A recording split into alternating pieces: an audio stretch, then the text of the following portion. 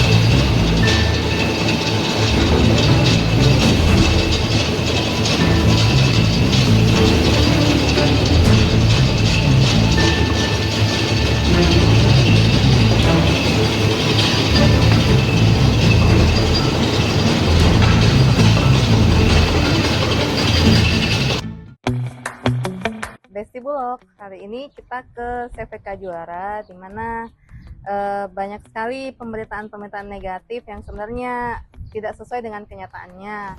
Karena kami sudah konfirmasi sendiri dengan Pak Haji, pemilik dari CV Kajuara. Gimana itu Pak Haji? Kebetulan ada bermasalah pabrik Oh iya. dengan dryer itu satu hari. Tapi hanya 1 hari kan Hanya Pak Haji? 1 hari. Iya. Jadi Nah, ini sudah insya Allah normal nih, lagi. operasi ini 24 jam. beroperasi 24 jam kembali. Iya. Jadi semua gabah-gabah Semua yang gabah bisa diserap 100 ton per hari. 100 ton per hari Pak ya? Kadang-kadang lebih. Iya, iya.